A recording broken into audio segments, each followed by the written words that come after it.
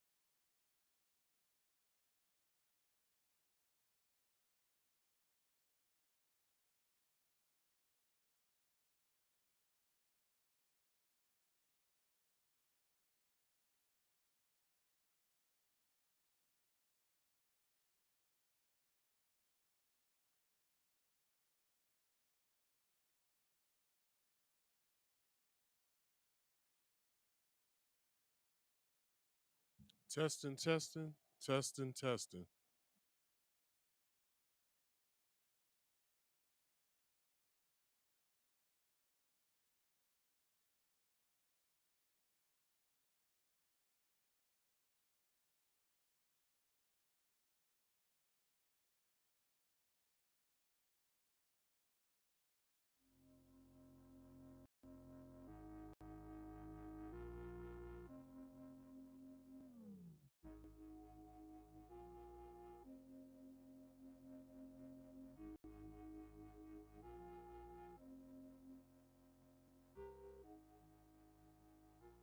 What's happening, y'all? What's going on? Welcome to another episode of Marcus Speaks Live. I am your host, Marcus. This is the podcast where you get to experience trending topics and other random things.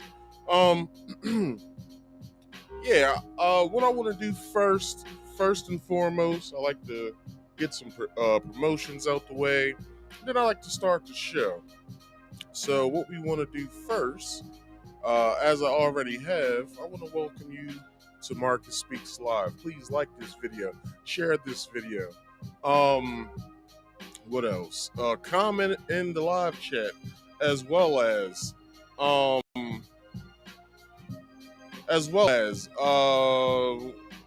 subscribe if you are new here. Sorry, it's a whole bunch of stuff going on. I can't hear certain things once again. I don't know why, and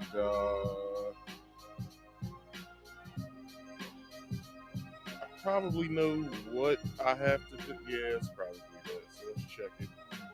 I hate to do this during the stream. It's just, you know, it always happens when you try to stream.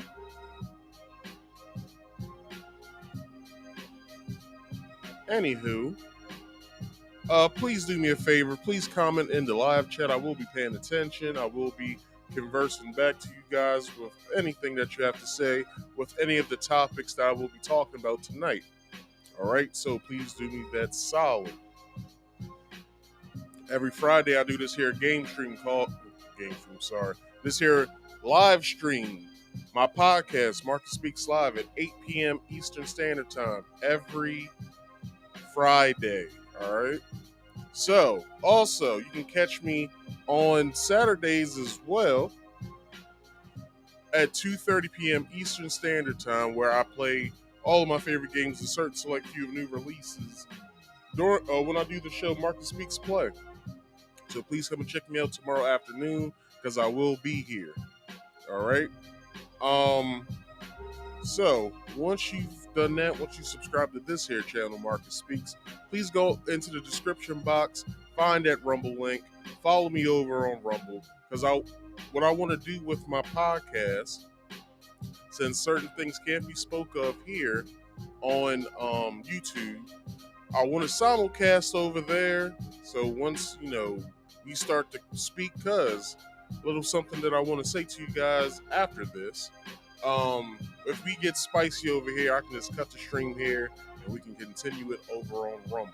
All right, so please do me that solid. I believe my next 14 subscribers, I will be eligible on Rumble to start streaming live. So please follow me on Rumble so I can do that. All right. If you want to come up and come talk to me, you can. You can hit the link that's posted in the live chat, which I haven't done yet, so I'm gonna do that now. So let's do that, and let me pin it so you guys can see it. All right, there we go. It's pinned. You guys will be able to see that now. So you can do that. You can hit the link, come up and come talk to me about any of the topics that I have posted. Or if you don't want to be seen, you can call the call-in number at 302-283-9791. I'll repeat, 302-283-9791. Please put a 1 before the number if you are calling long distance. I have no idea how you do it if you are if you're out of the country. I have no clue how to do that. So if you know how to do it, then go ahead. Be my guest, call in. For some reason, why isn't that showing over here? That's weird. Hold up.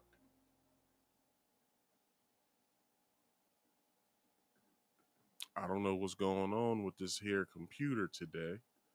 I believe I might have to update it, but I can't do it right now because it's gonna restart my whole computer, and I'm gonna have to do everything all over again. Let's see if I have to restart this.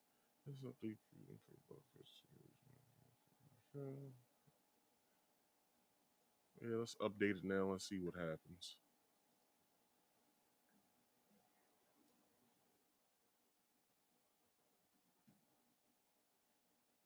I'm pretty sure it's gonna restart this computer. I hope not.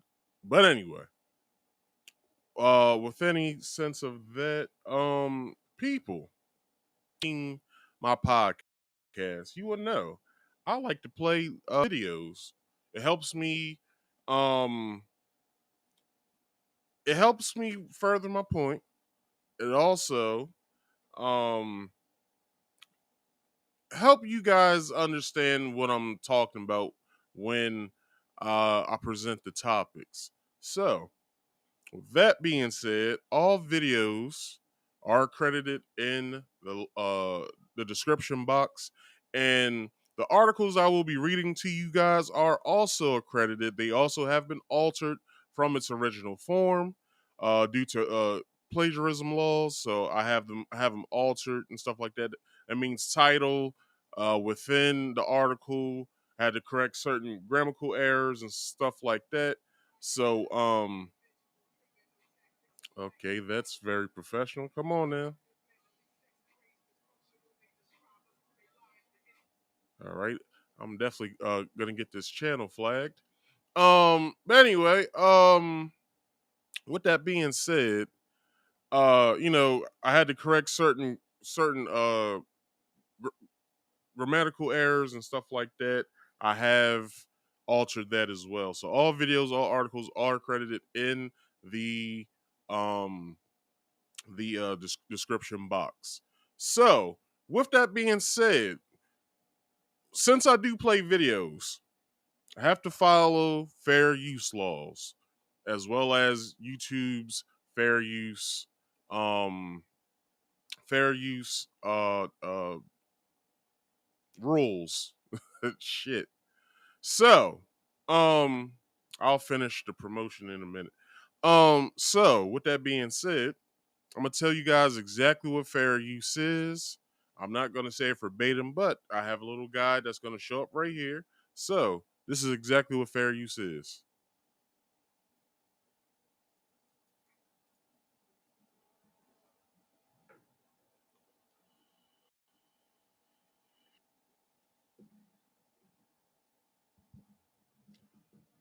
What you guys can't hear that, can you? All right, hold up.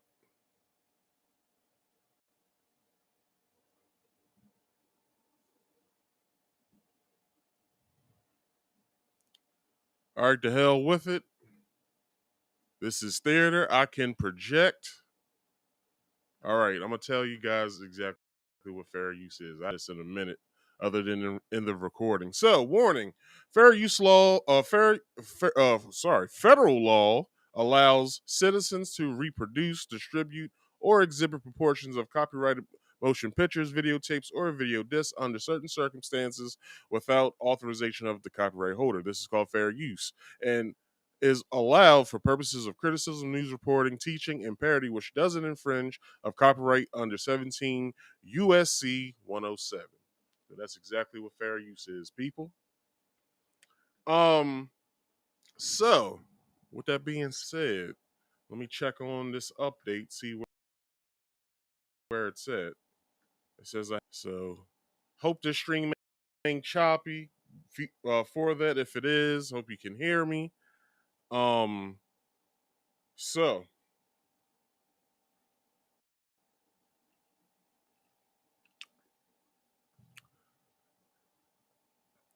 stream is very choppy today. That's the only way that this damn thing is gonna go.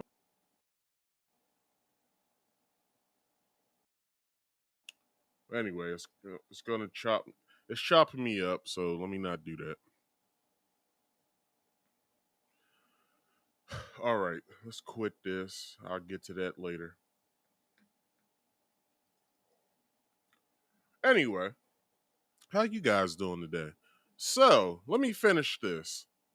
Um, so you can call the number. You can hit the the link that's in the live chat as well. If you do hit those links, number, there are rules. The rules are you have to be on camera at all times. That means once you hit that link, once you get to the screen where it asks you, do you allow your microphone and camera to be used? Hit yes on both. And if you can mute yourself, please mute yourself when coming back here. If you don't want to be on camera to the public, that is fine. You don't have to be. All right. But you still have to be on camera here in the background. So I have my private chat open. Please don't make it a conversation. Leave your name and your answer if you want to be on camera or not to the public. So, with that being said, I can further accommodate you from there. And then the final rule is this: make sure all background noise is turned off. That means if you have me on any device in your house, please turn me down or turn me off. All right. Um, as well as please like this video, subscribe if you're new here, comment in the live chat, and as well as share this to your social media and to your friends and family if you could. I'm gonna leave that up for just a moment. So, people, I have a nice show, a great show prepared for you guys. I'm gonna be honest. It's the first time I've ever done this. I don't really like any of these topics that I'm talking about tonight, but we're going to push on through because the show must go on. So I had a wide array of topics to talk about this week. The thing is,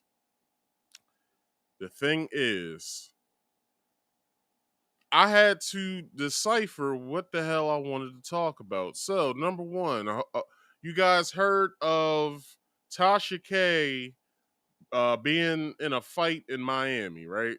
So I was going to cover that, but then I was like, nah, I'm kind of tired of talking about that woman. She, I've covered her so many times about so many things, and it's really not worth it. So then I started to think, well, what can I speak about, right? I was like, what is it that I can talk about? Then what was the other thing that was okay, so what is it? The was it the Nashville shooter? I think it was Nashville.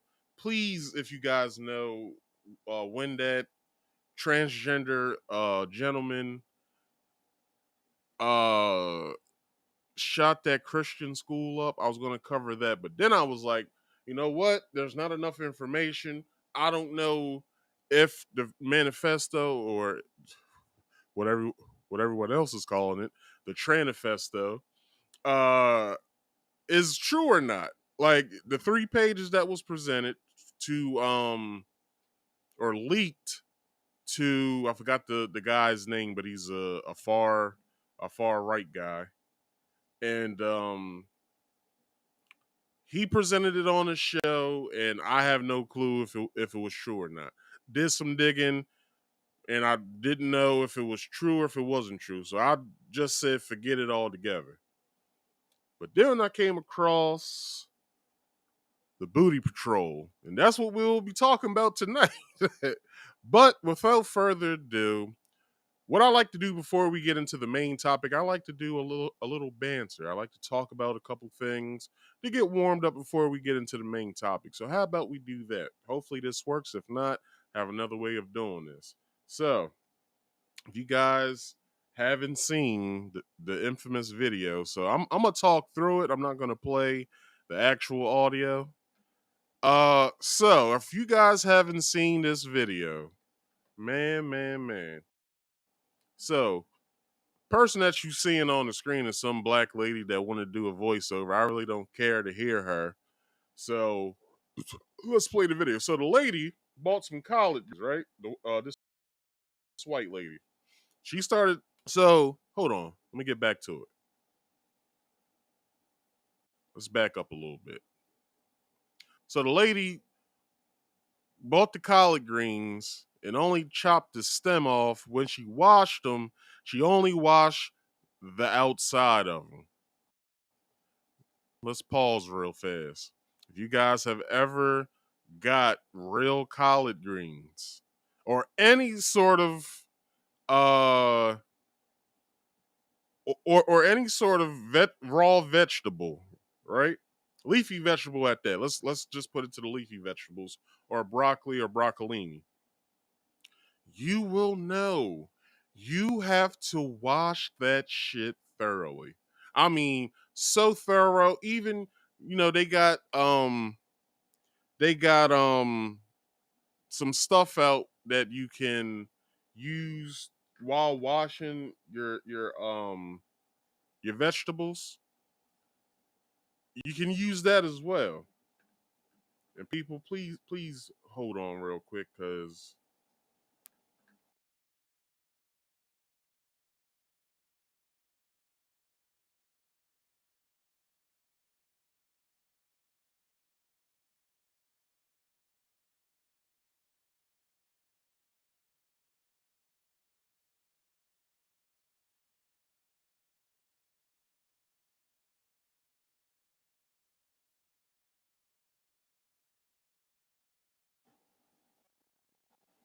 all right. Hope you guys can hear me now. I'm so fucking sick and tired of this shit.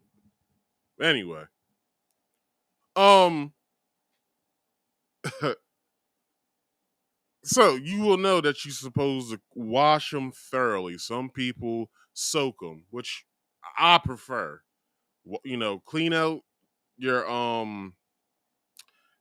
sink real good. You know what I'm saying? Get it washed out real good. Soak them bitches, because what you'll find when you soak and rent and clean leafy vegetables, bugs come off of it. I mean, black bugs, little tiny mites, and this lady doesn't know that. So I know on Thanksgiving I'm not going to her house. So let's continue. So she didn't cut them like you suppose. Look, you supposed to cut the goddamn collard green around this area. You see where the leaf is starting? You're supposed to cut her. So after you do that, right? After you cut them, you got them rinsed real good and all of that. What you're gonna do? You're gonna roll them bitches. You're gonna roll. You're gonna roll them. Once you got them rolled, you're gonna cut. You're gonna cut them as if you cutting like a cucumber or something, right? And then some people I seen they do it like once they have it rolled or whatever, they'll cut long ways and then they'll slice or whatever, just so they can have a lot of pieces or whatever. Once they go to put them in their either broth or water, I'd recommend you put them in broth and you have either a smoked turkey neck or uh my favorite really is doing beef kielbasa. You know what I'm saying? Get some beef kielbasa. Some people add the beef kielbasa directly to the broth. Me myself personally, I like to fry them bitches up a little bit with some onions and shit. And then I like to throw everything in together, and uh, bring the broth to a boil. Throw everything in. Once everything's in there, I like to season them the mugs up real good. Give them a nice stir. Put a cover on them. Turn them down to simmer, and then after that, the motherfuckers is so. Uh, as you can see, she didn't do that, and she's having lots of trouble right now. Lots and lots and lots of trouble.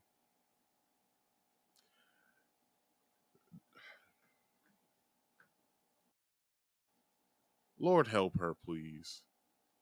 Oh my gosh, no. Oh no. Oh no. Jesus Christ, no. And she's sitting back as if the work is done. You still got work to do.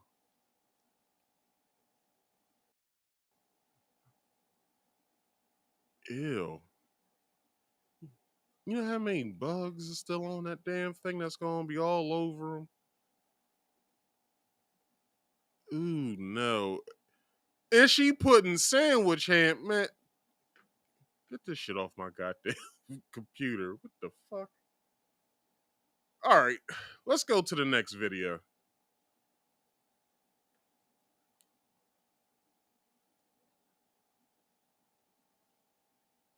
Thanksgiving is approaching, and this is the easiest way to make the best mac and Okay. cheese. All you Guess need she making is some 1 block of macaroni and pepper jack, cheese. 1 block of sharp All right. white Got the cheddar heavy cheese, cream that look like and milk. 1 block of I sharp guess that's cheddar salt and cheese, pepper. 1 cup of Okay, milk, gonna put it 2 in the cups oven. of Okay. water. Uh, Don't forget your right. favorite noodles. Put everything in a pan with some 3 salt and black cheeses at pepper to that. taste. Put it in the oven at 350 degrees for 30 What the minutes. fuck is When going? it comes Hold out, the mix fuck up. Hold the fuck up. I know this bitch ain't put no fucking raisins in there.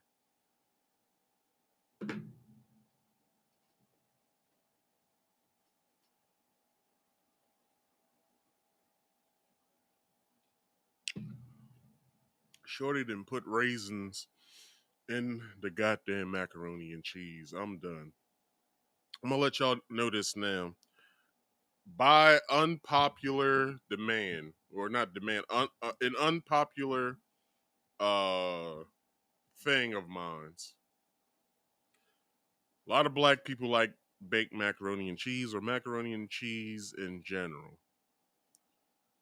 I'm about to piss a lot of black people off right now. I don't like macaroni and cheese.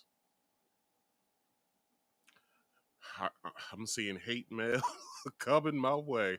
Look, I don't like macaroni and cheese. Y'all might say it's dumb for my explanation, but the the concept of the recipe: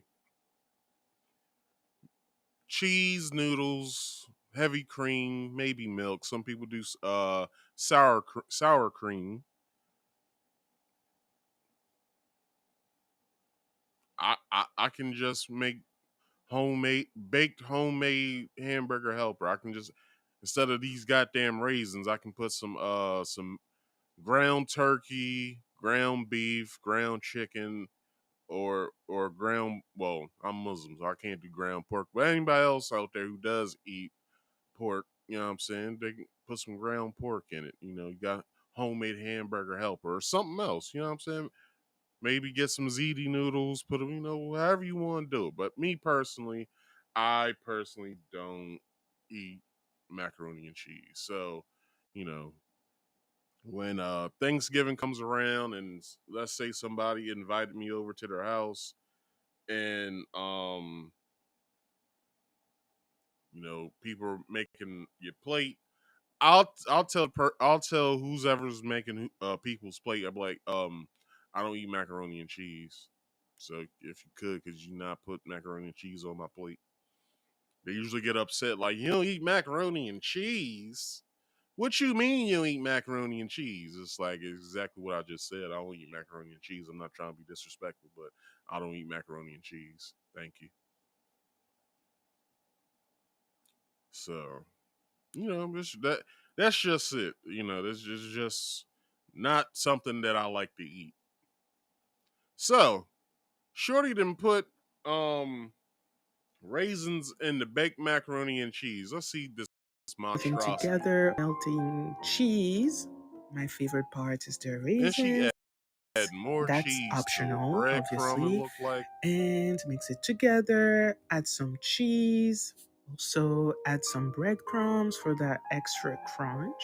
Ew. Then you're going to broil it for 10 minutes, and there No. you have it. Look at this. Ugh. It looks amazing. That was so nasty. That was so disgusting. Shorty put raisins in the fucking mac and cheese. Ugh. Anyway, People, that concludes the banter portion of tonight. Let's move into the main topic, why don't we? So, if you guys haven't heard, so last week there was several articles and stuff talking about this booty patrol. Let's bring the picture up. So, there was a truck that looked like a border patrol truck, right? That was going around Central Florida, and people, I'm guessing the person was pulling people over, maybe, and they, so the cops spotted this person, and they pulled him over, gave him a ticket, like, yo, you're impersonating, or you're, I don't know if they said that they were impersonating law enforcement or if their car looked like a law enforcement vehicle. So I have a video. So let's get to it. Patrol plastered on the side of a truck now has a ticket from the DeSoto County deputies. In a Facebook post, DeSoto County put the Chevy Silverado's red and blue lights on blast, claiming that this truck has been impersonating law enforcement. But when you jump into the comments, you see people saying this is a show truck and no one is being pulled over. When you look closely, you find the owner of the truck, and sure enough, his Facebook is flooded with pictures and videos like this, showing off the Booty Patrol truck, lights flashing and all, and claiming that he has never had the lights on while driving. Well, today, deputies say that they found that truck and the driver, and they gave him a ticket. The Booty Patrol has sparked a debate about what's legal and what's not when it comes to customizing your cars. Wink News reporter Michael Hudak joins us now. Michael, what is the issue with the Booty Patrol vehicle? Russ, the answer is in the booty, meaning inside of the booty truck. You see, there are no legal ramifications for those kinds of decals that you're about to see in this video. The real violation are the lights that he used to impersonate a law enforcement officer. Florida Statute 316.2397 says a person may not have a red and white, or blue light directly in front of their vehicle, thus marking the last time that the Booty Patrol could be so cheeky. Now, as you can see, right? So I do know when you do customize your car, you can have police lights. I know you can go on certain websites and you can get certain things for your car, and you can also get, police looking lights for your car, but certain things aren't legal for your car. I'm not too sure what the laws are in Florida, but here in Maryland, I believe you can't even have the light fixtures underneath of your skirts, your car skirts, and or if you do have them, I believe they can't be pulsating for the simple fact that it distracts motorists, whatever. As well as you can't have colored headlights other than, I believe, blue, white, or yellow, I believe it is, here in Maryland, possibly. I seen somebody in the state of Delaware with green lights. I don't know where the hell he got them from, but I guess it's legal in Delaware. So so with that, with this whole thing of the Booty Patrol or whatever, I took it as that they're like a street car club or whatever. That's what I got from it. So let's finish this video and then I'll get into the article. Wink News showed you this truck on Monday night, decked out from front to booty, with booty control sitting on the asphalt. This was no officer of the law. He was trying to be an officer of your derriere, and that's not even the butt of the joke. The DeSoto County Sheriff posted on social media asking for the public's help in identifying who the booty man is. They're like, he ain't with us, but he's pretending to be us, and he's not allowed to patrol the booty. Then in the comment section of that post, the booty man commented, admitting that he was the booty troll. So let's put this all together here. The decals on the side of the car are not a problem at all. It's the lights that he had on top of the vehicle that were impersonating an officer of the law, when in reality, he was not an officer of anything, not even. Reporting in Lee County, Michael. All right. So you can see, and I'm going to bring this picture back up, that the car has, the decals on it, looks like on the windows. It probably states what the if it's like a car club or something. So let's get into the article, because I have other pictures I want to show you guys as well. So they just couldn't take being the butt of the joke. A Florida sheriff's office is being mocked online after a deputy ticketed a driver accused of impersonating law enforcement over his humorous booty patrol truck that resembled a border control vehicle. The deputy with the DeSoto County Sheriff's Office pulled over the white Chevy Silverado pickup Sunday and issued the driver Gabriel Leviano. Anyway, moving on. Of Brandenton a $113 citation for adding red and blue lights to his ride. Gabriel's truck features a green decal stripe, diagonal stripe on official looking federal emblem, and red and blue flashing lights on its dashboard, making it easy to mistake for a U.S. Border Patrol vehicle. If not the word booty patrol written in large capital letters and National Booty Behavior Protection plastered on the side. The sheriff's office accused Gabriel of impersonating law enforcement and posted several images of the vehicle on Facebook to raise awareness among community members. It asks anyone who has been pulled over by the suspicious vehicle to reach out to the office, and added that residents cooperation is critical to ensure the safety of our community. Gabriel, 18, chose to add Booty Patrol to his truck because it's the closest you could get to Border Patrol and still have the B in it. He told NBC2, but said that it was never his intention to impersonate federal agents. So let's stop there, because I want to show you guys some pictures.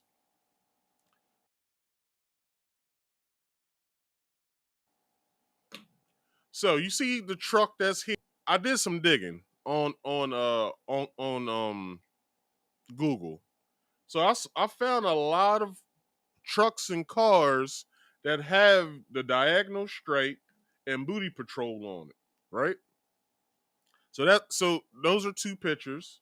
Here's another one that has Booty Patrol on it. It has somebody's YouTube channel. It has what's that say? Keep back something feet.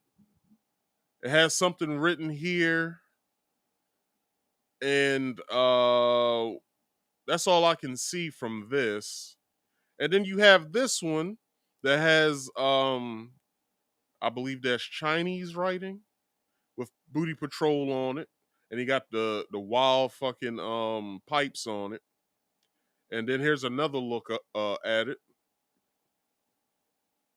So when I saw the rest of these pictures, I took it as that they're a street car club, like a street bike club or whatever. So with that, I was like, okay, well, these guys are probably, dudes that are in a car club. They probably race, and That's all. That's all that they do. And when I saw it, and when I made that hypothesis, I was like, well, I can understand what they're doing now. Like they probably chill out. It's probably like a fraternity of guys who love fixing up their cars and racing them and stuff like that. That's what I took from it. So let's dive back into the article. It was just to have a little fun. He said of his idea with the mirroring decals, it was never my intention to pull over people or nothing. The Florida teen said he has never pulled anyone over, nor does he have any plans to.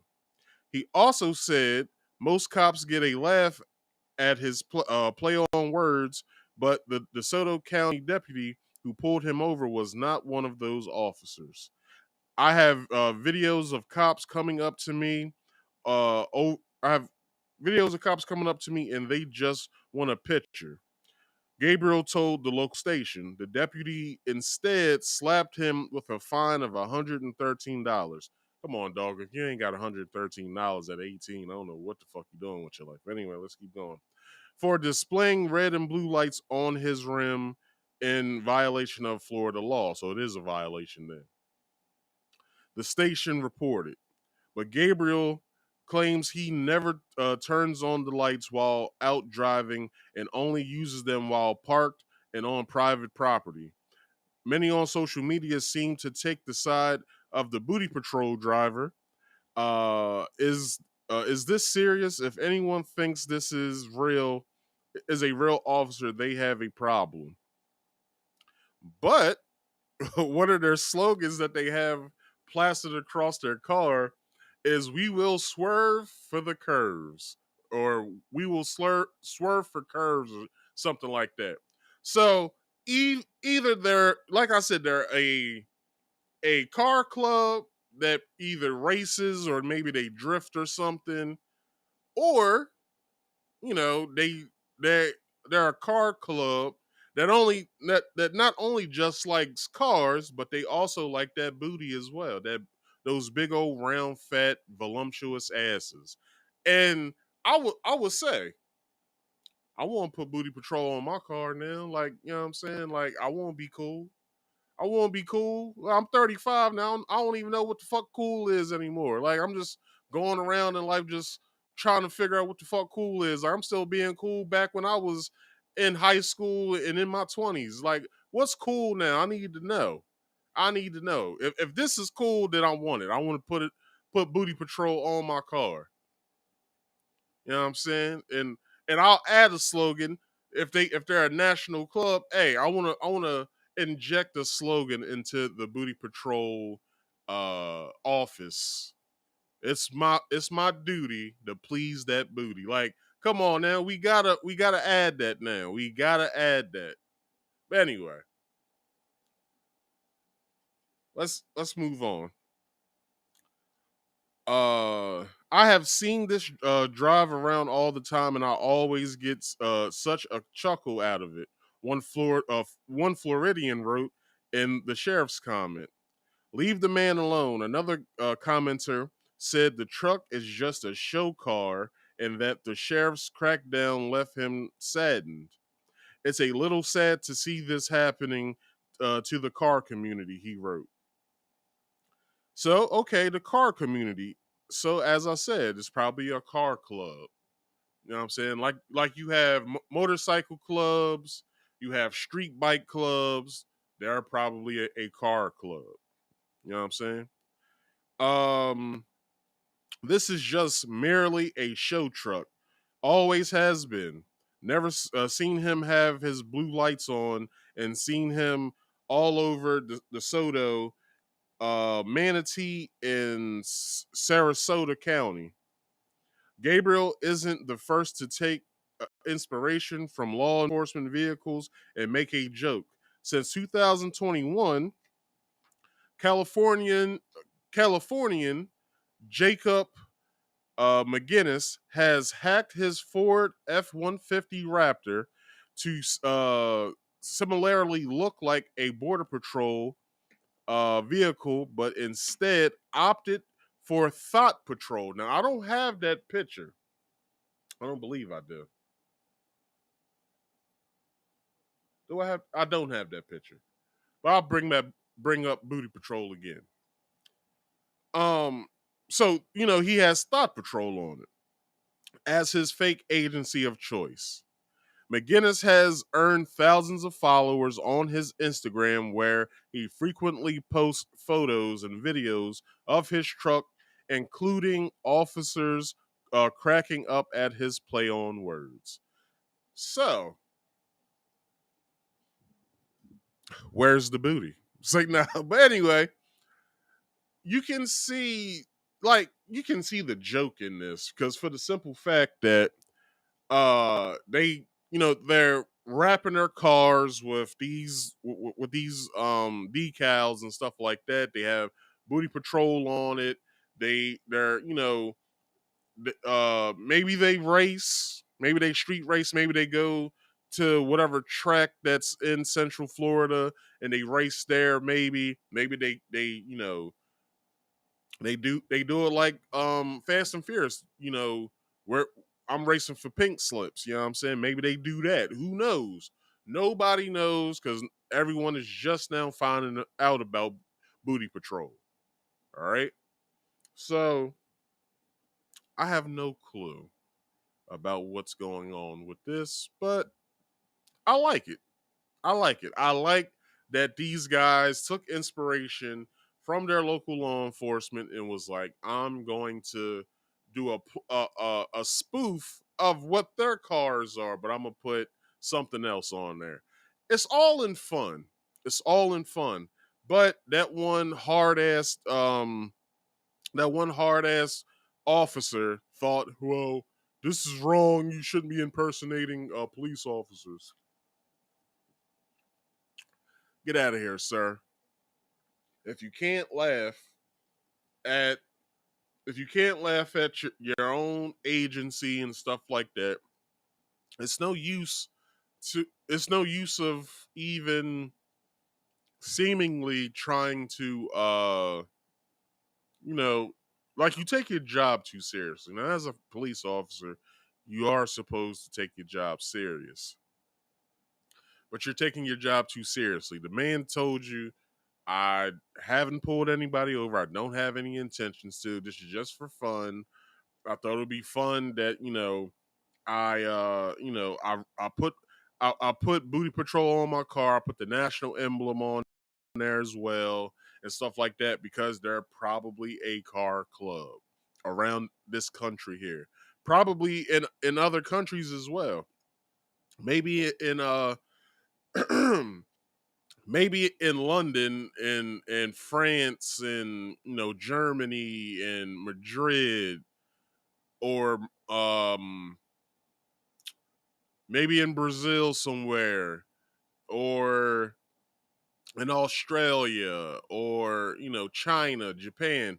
They probably have Booty Patrol cars as well, maybe, if it's a international car club or organization or whatever. Like, I like the idea, to be honest. Like, I really do. I like that idea that they were creative enough to do that. I'm jealous, to be honest. I'm very jealous. Um Plus, it shows solidarity. Like, I'm a part of the same car club as this other guy that I know. Maybe you get, I don't know, maybe if you have ambitions of uh of joining the club, maybe you have to race a few times or something before you can earn your stripes or whatever. I don't know. And maybe or maybe you got to prove yourself of your car knowledge and abilities of fixing. Who knows what the organization is about. Now, what I want to do right now, I want to look up to see if it is an actual organization.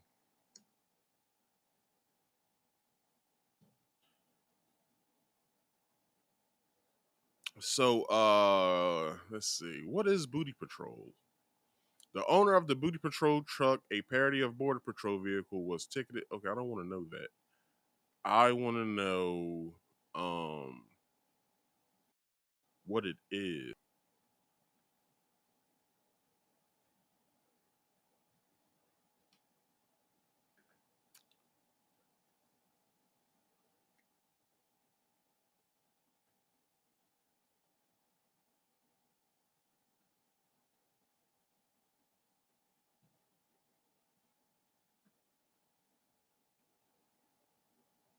What is Booty Patrol? Uh,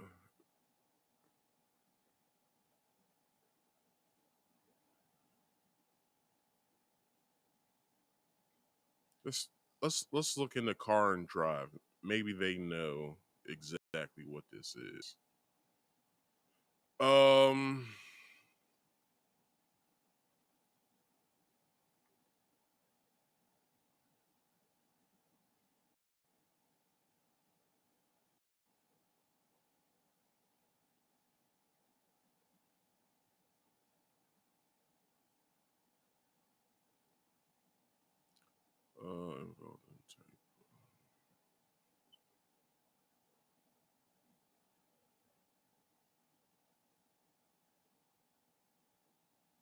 it doesn't say in this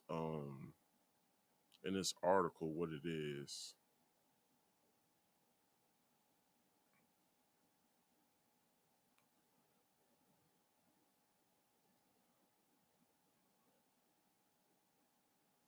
Apparently this year's most. Okay, so maybe he did it for Halloween. Maybe because in this one, what I'm reading here is the Booty Patrol is apparently is this year's most popular Halloween costume. It's Halloween, which means kids will soon be bouncing off whatever. Uh, Texas U.S Booty Patrol at Whataburger. Uh, I'm gonna check back with Reddit, but let's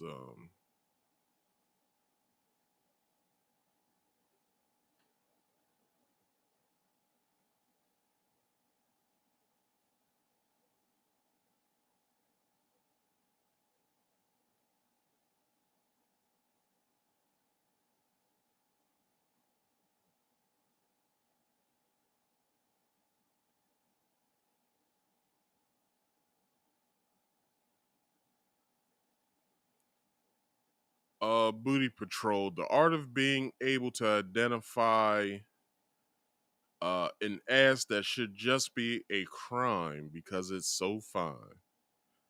Charlie, I'm on Booty Patrol tonight. Todd, then you might want to check out that ass over there because it's looking like a suspect.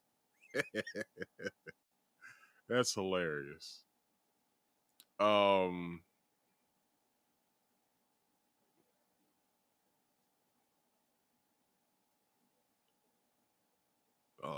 where's that Reddit thing at? I passed it. Yeah, I passed it. Where's it at? Because maybe they know more information than what's being presented.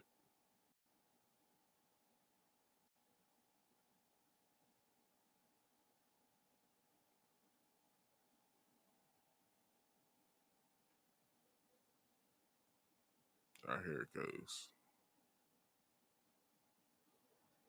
Just saw what looked like a legitimate police car, whatever. What's the subreddits saying? Pull over that ass. Too fat. I haven't seen it ever, probably because okay, I see how it is. Whatever. It's okay. I also have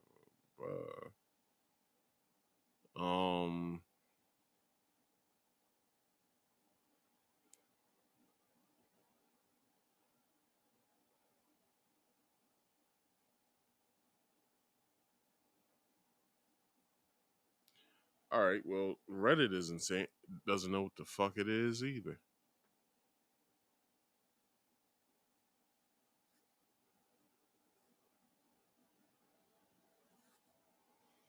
Um,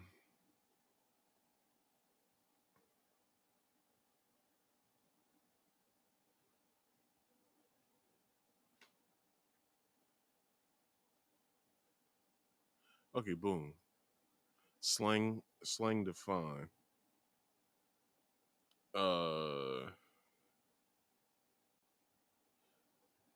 They don't have any more of this.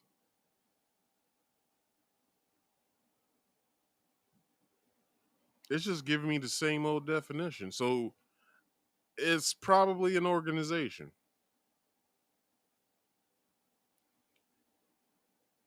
That's what I'm taking it as. It's probably a car organization, like a car club organization that likes to deck their cars out in, police looking uh car decals and stripes and stuff like that. Um but yeah, I get it though. Like I get it. Like they are the booty patrol. They here to pull asses over because the ass is too fine and it looks like that it could be a crime in pursuit, and they got to pull that ass over because it's too fat. But who knows? It could be more to the story. They could be they could, very well be the police, I should say.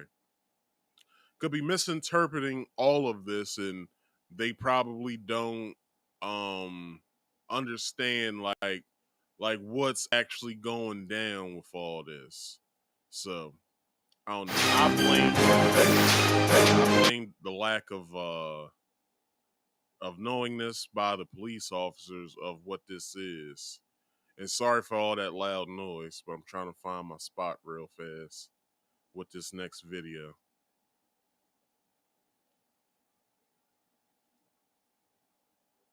Okay, that's a little bit too far.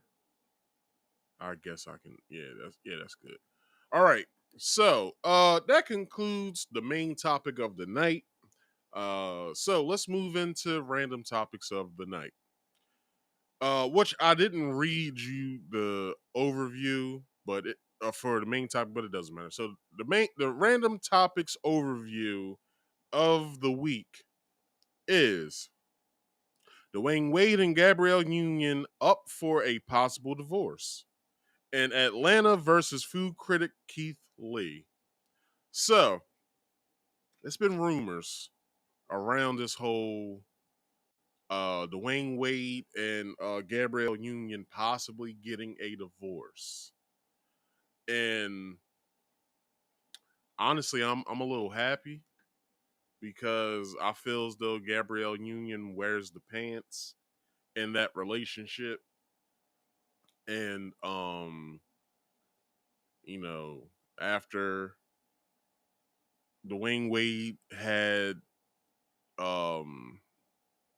what is it? He retired from the NBA for being to be around his family more and stuff like that, which is commendable. Like as a man, you spent what 15 years in the NBA, and you want to spend more time with your family. I understand that, and that's beautiful.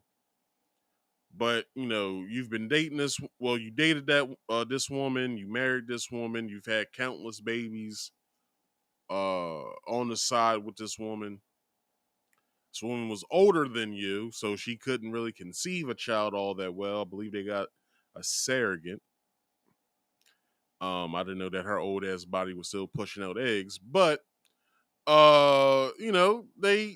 are happily married, possibly, and now rumors are stating that they are on a possible split.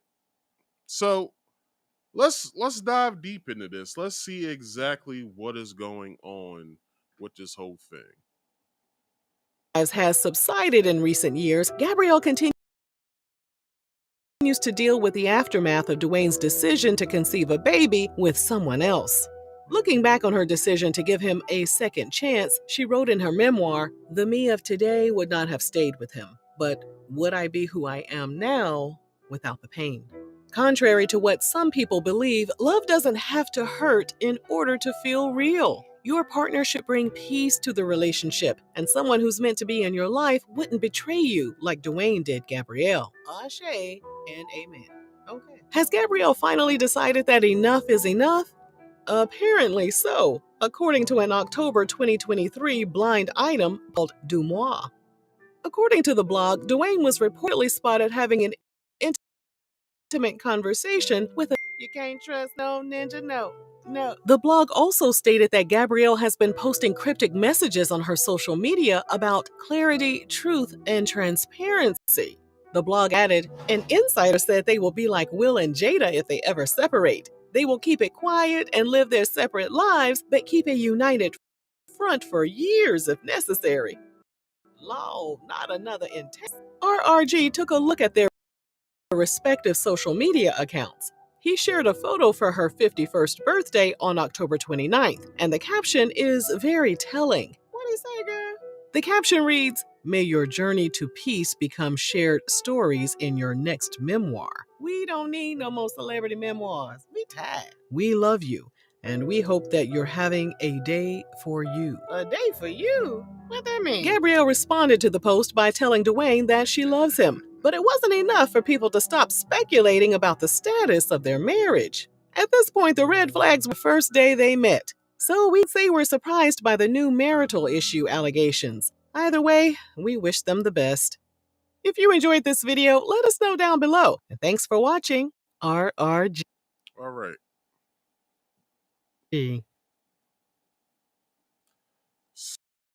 So, this is what it is. That's what's going on, and hopefully everything is still on the up and up.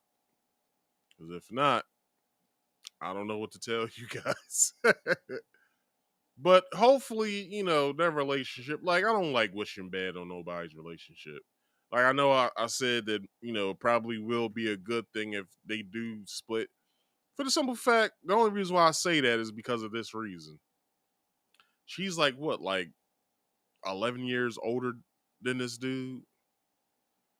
And, she's had her spout when it comes to relationships with her first husband, and then she also dated some people, and then met D.Wade. They was in a pretty good spot in their relationship. He cheated a couple times, had a couple outside babies, and then we're here. But let's also bring up how some people believe that Gabrielle Union is a possible factor for Dwayne Wade's daughter now, son then, for her transition. Some people blame her for it. So, who knows? But let's get into the article. So, they are supposed to be one of the most steady and powerful couples in the world of entertainment. But Dwayne Wade and Gabrielle Union might be going through some extremely serious marital issues. According to gossip site Deuce Moy, the former Miami Heat superstar and his wife are going through some major issues that could result in divorce. The gossip site already reported that the couple decided to split recently, but these reports haven't been confirmed yet. What was confirmed is that the actress hasn't shared any photos of Wade or her children in over a month. but do they have to? Like, I don't understand this. Like, do they have to share photos and pictures of them all the damn time? Like, people in regular relationships don't like posting the person that they're with all the goddamn time. Like, is this serious? Like, come on, man. Um, an unusual occurrence for her is that she is only posting images about herself and her daughter. I have no idea how to say this child's name. It's spelled Kaavia. Kavia. I'm gonna go. I'm gonna think that it's Kavia. I don't know. Or it could be Kaavia. Who I hope it's not Kaavia. Um, on Halloween evening, Union shared a photo of Wade. Hold on, of Wade daughter Kavia and herself wearing Halloween costumes. She made the post entirely about their daughter with no further context of anything else. Another report from TMSPN, I have no idea what that is, .com, has confirmed that neither Union nor Wade has been spotted wearing their wedding rings in recent weeks. More recently, posts on both social media outlets confirm they haven't worn their rings for some time now. Well, y'all know how these entertainment couples be like. They be on some weird shit where they don't. Well, I don't believe a ring really is the key object in our relationship. Is really our love and and each other's happiness and blah blah blah. They have all kinds of excuses and shit like that. We all know the gameplay. We know when it comes to Will and Jada, they're not husband and wife, they're life partners. They don't call each other husband and wife, they call each other life partners. Then Jada talked about, well, he surprised the fuck out of me when he called me his wife the night of the Oscars. It's like, you wasn't surprised, bitch. Like, come on now. Like, you knew where all this stemmed from. You told Chris Rock that night. It might this is probably about some old shit. Don't worry about it. So now we got Gabrielle Union and Dwayne Wade, and it's possibly that they're not wearing their wedding rings anymore is because they've been married for quite some time now, haven't they? Maybe I have no idea how long they've been married. Let's do a check on that so I can make my next point. How long has D.Wade and Gabi Union been married?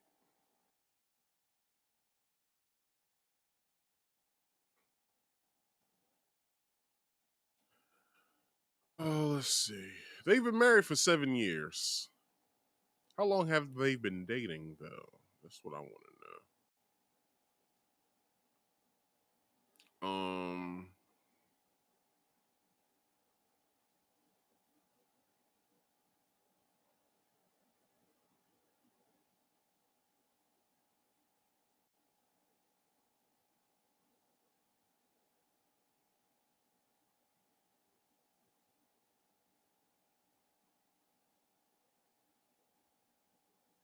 2008, Union began dating NBA player Dwayne Wade. So they are married for 7 years. They dated for six.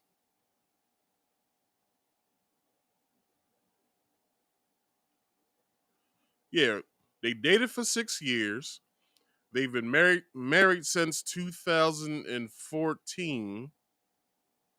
So really, they've been married for almost 10 years. So they got it wrong. They said they've been married for seven. They've been married for almost 10 years, starting next year in August. They would be married for 10 years. So as I said, they've been married for almost years. They probably got a weird. They're probably on some weird shit that. Why didn't y'all tell me that I didn't have the correct banner over there? Why didn't y'all tell me? All right, come on now. Y'all supposed to be on top of it just as well as I am. Anyway, yeah, like I've been saying, they probably have some sort of weird idea where they're like, well, we should be worried about this and not that because we've been married for this amount of time and we don't really see our rings as our bond and all of this and all of that and blah blah blah blah blah and this and that and this is like they'll probably give you some bullshit explanation. So my whole thing is we'll see once they go to court. That's my thing. We'll see once we hear about the court proceedings and what all Gabrielle Union won. Because I hope D.Wade was smart enough, and I hope Gabi was smart enough to both have each other sign prenubs. Because D.Wade was worth millions, while Gabrielle was a thousandaire when they met. You know what I'm saying? D-Wade was a millionaire, she was a thousandaire because she was only each picture in each movie and each TV show she was in, I believe they said her earnings was around like $50,000 a picture. Now, I'm all for black women getting better pay in Hollywood because that's abysmal. Gabrielle Union's been acting since the mid 90s. She was on episodes of Sister Sister. I believe she was on Smart Guy. She did a couple films in the 90s, I believe. She didn't blow really until the early 2000s. And she's been, building her career there, although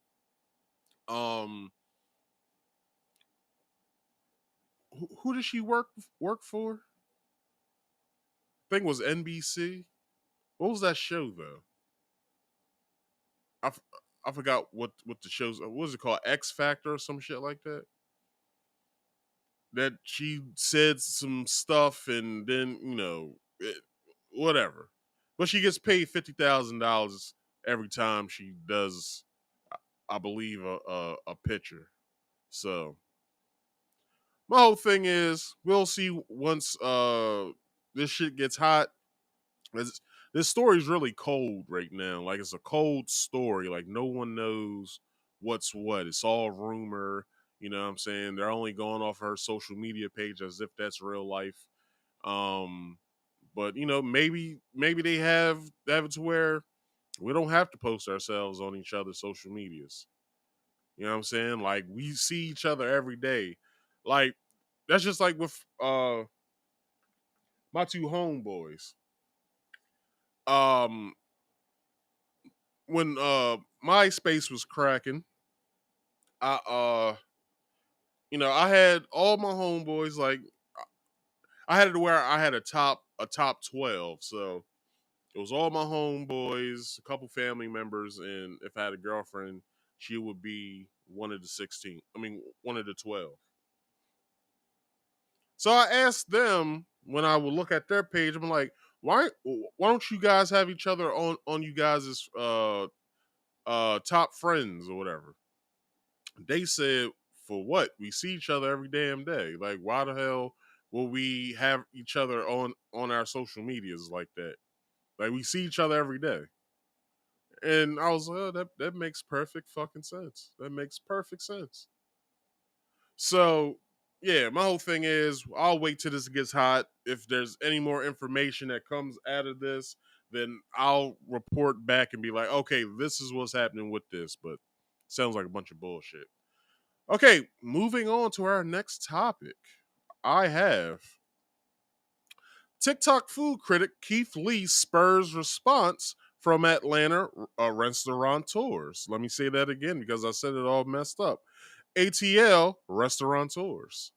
So if you guys haven't seen this whole debacle of Keith Lee going to Atlanta and, you know, basically doing his regular food reviews. Like, this guy has saved countless goddamn businesses.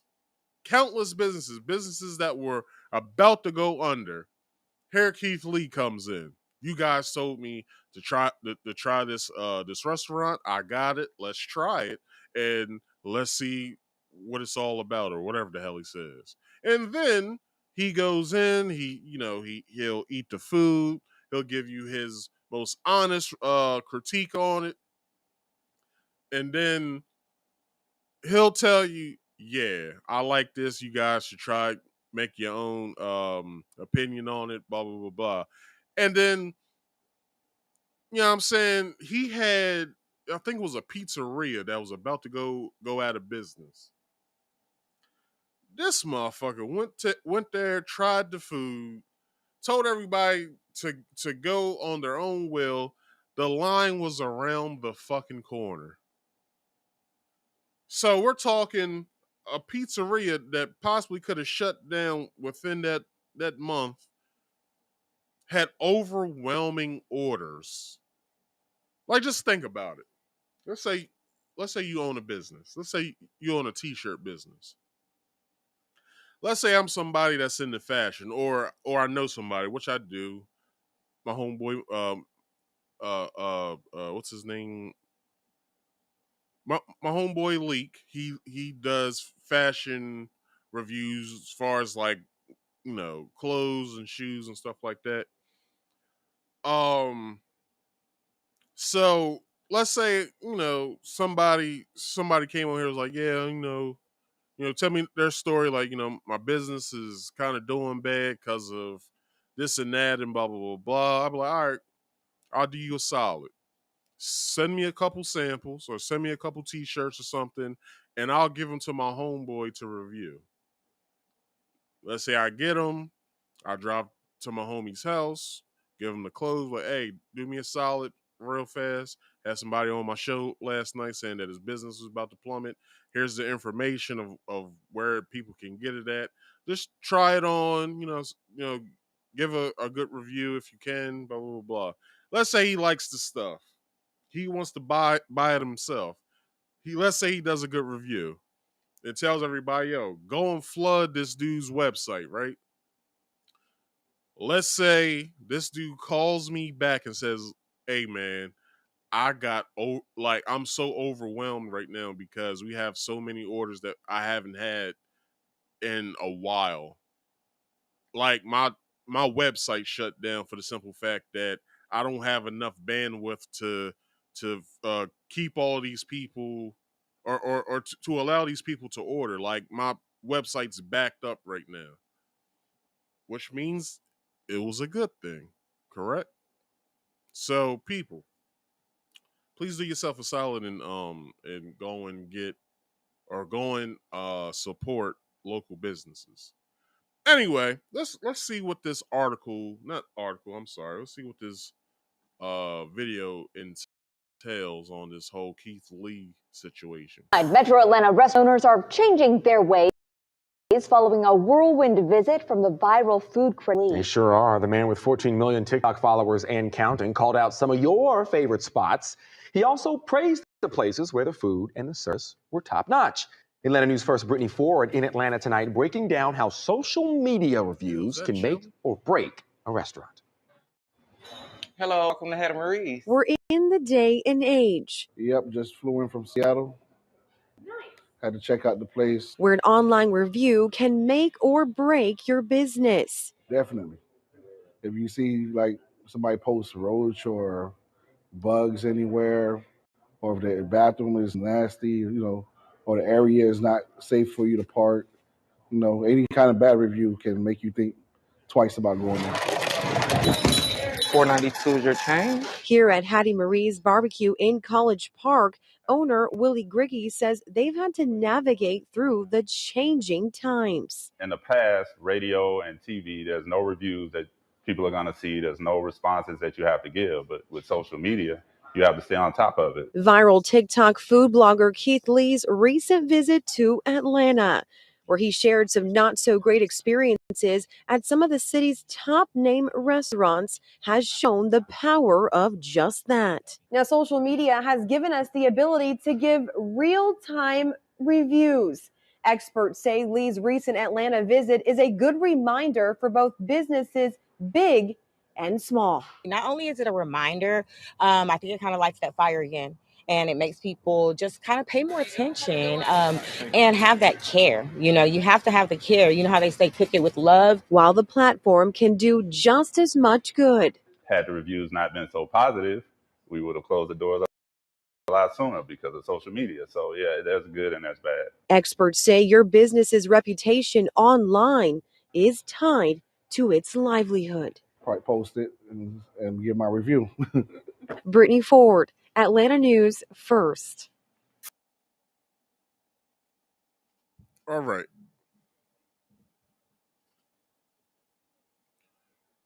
So, like they said, a review of someone's restaurant can make or break a business, which is true. I believe I believe some people have of his fans have been or did, I'm not sure, because I haven't went on the Yelp and seen any reviews or anything. I wasn't really too worried about it. But I believe some of his fans, from the mistreatment of him and his family from the AT aliens, they was doing some wild shit, of which I don't have in my article, but I'll talk about before I get into the article. They were sending this man death threats. Like, for what? You sending this man death threats? Because what a lot of people, such as and I'll bring her up later as well, Cardi B said that the food's mid. Actually, I like watching these two guys, Agent from AMP and Los. They do a reaction. They have a reaction channel called Playback, and Los, which has been a ATL resident all of his life, he said the food is mid. Like, so y'all got all these rules at y'all's at these restaurants, and the food's mid. Like, you have hour to an hour and a half wait times. Are you fucking kidding me? I haven't had to wait an hour anywhere if I had either a reservation or I was just walking in. Never had to wait an hour and a half. 20 minutes at most. But that's about it. An hour to an hour and a half wait. You're shutting down the restaurant because you're doing a deep cleaning? For what?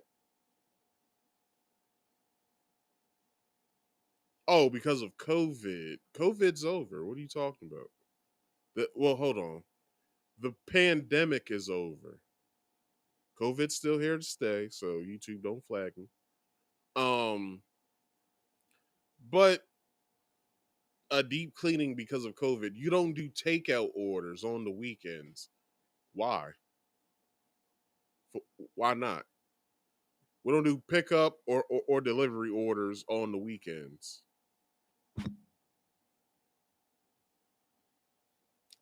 In the words of Cardi B, people in Atlanta don't like making money.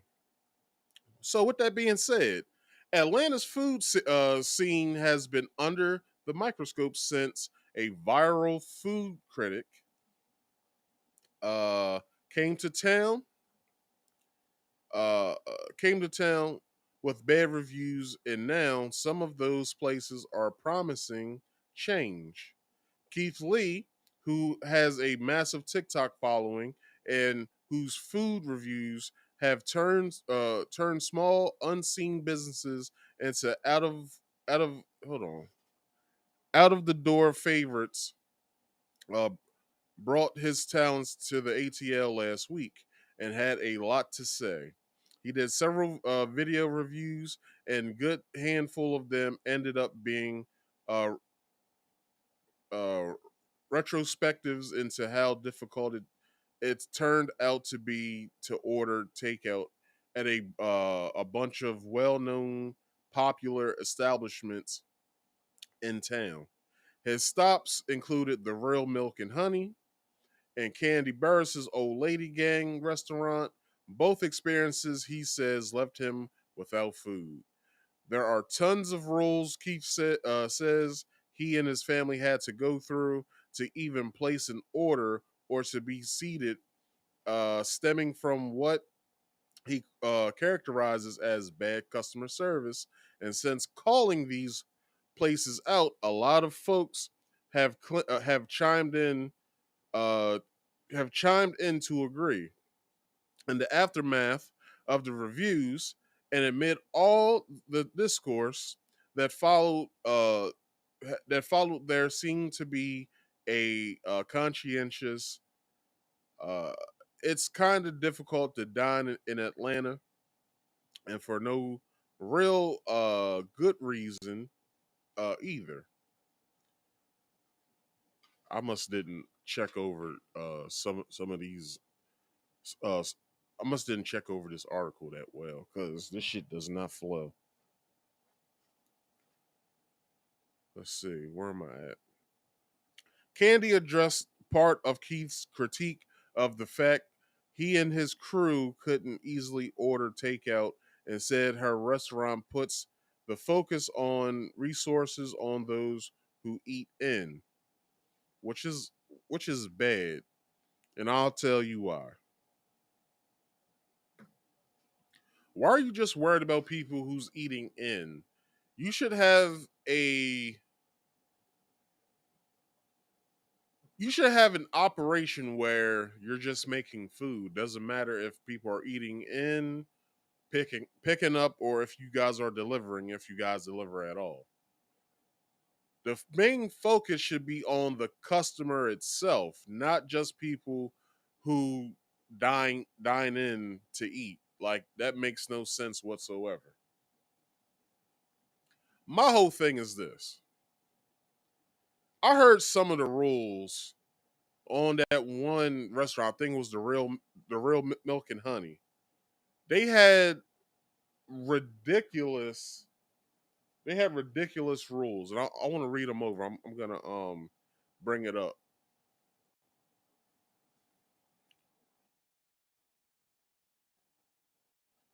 Real milk.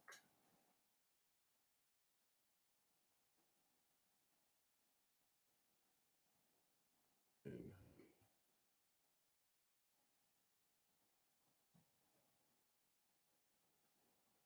let's go to their website.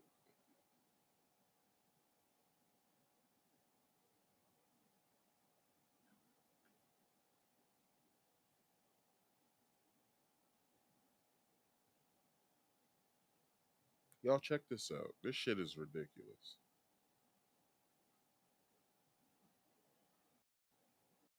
House rules. I don't know any restaurant in America who has house rules other than when it's like a nightclub or a bar that has like dress codes and shit like that. But let's check these out.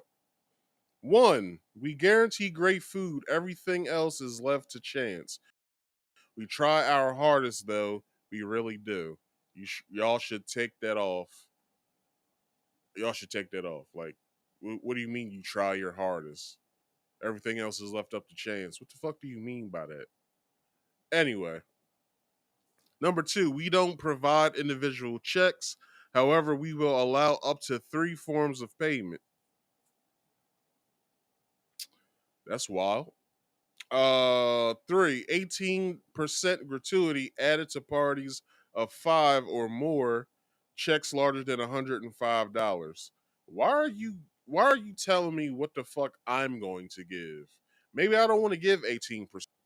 Maybe I want to give 15. Like, why are you telling me how much I have to chip in for the waitress? Everybody, if you guys aren't hearing the ilk in my voice right now, I despise fucking tipping. This is why. Because motherfuckers give bad fucking service. And I know it's not intentional. If it is, then shame on them. But motherfuckers give bad service. And I'm grading my waitress on. Now some people say, well, you know, grading them on how many times they come to the table. No. This is what I'm grading you on. Politeness. Uh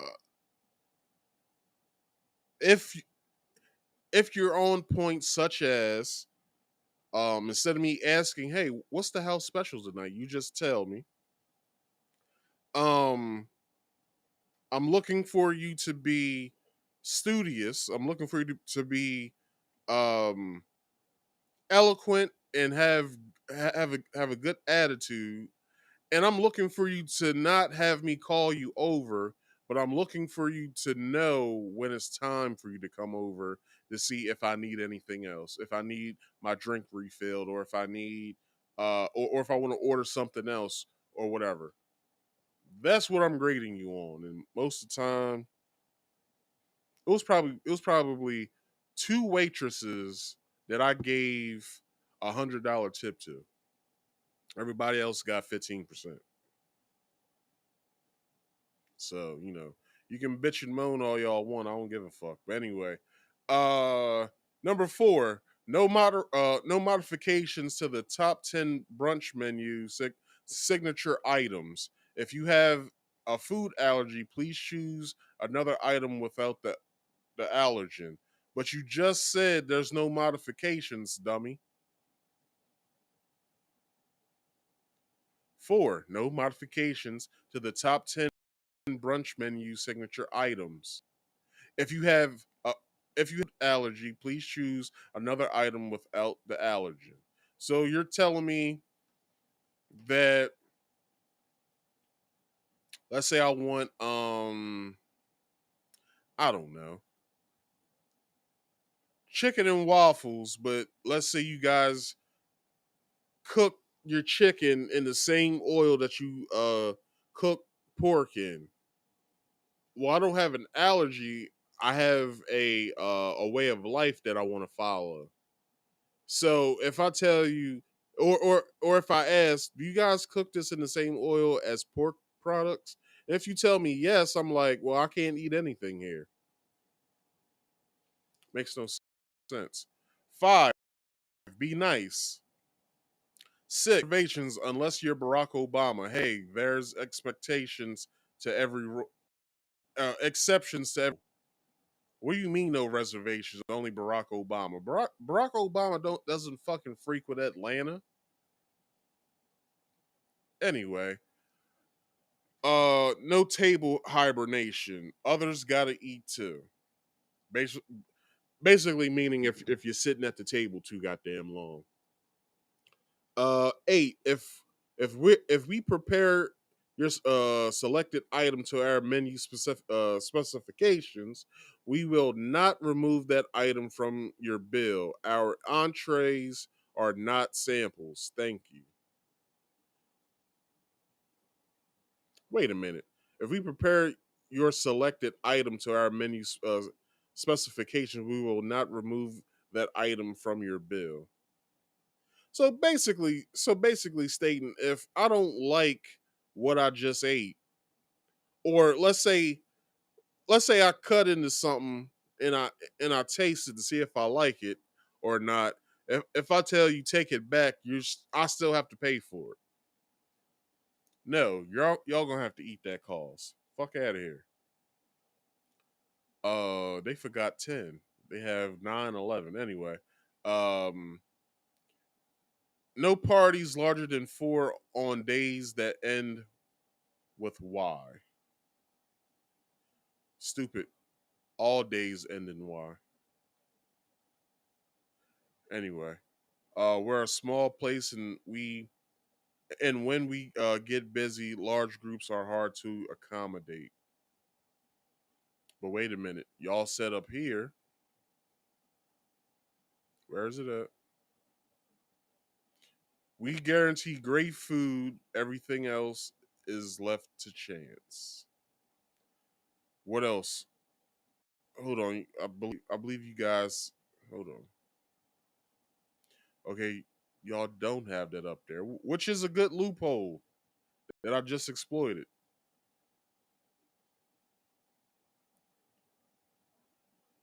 No parties larger than 4 on days that end in Y. We're a small place. When we get busy, large groups are hard to accommodate. Which that's the loophole, y'all. Let's say a large group comes in and that's the only customers that they have. So everybody has to sit at individual tables. Man, if you don't get the hell out of here. And 11, which should be 10. We have no waiting area inside. Sorry, keep in mind if on the wait list, you can receive a text when your table is ready. Naps in your car are fine. Remember, this is supposed to be fun. These are the same motherfuckers that did that horrible goddamn video of them mocking the fact as if they didn't know who the hell Keith Lee was. Keith Lee? Who's Keith Lee? I've never heard of him before. It's like, man, if you don't get the hell out of here. But anyway, getting back into the article. So, however, she didn't address his claim he was only offered a table because of his name. In any case, Candy welcomes him back and hopes she and the Lady Gang team can get another shot. Excuse me. The folks who own the Real Milk and Honey, which is a franchise restaurant, took a slightly different approach, but ultimately landed with a bit of a clarification apology too. After one of the Real Milk and Honey's honchos reportedly torched Keith on a local radio station in trying to defend his restaurant's stringent practices, the restaurant itself issued a lengthy statement Tuesday, seemingly admitting to being in the wrong.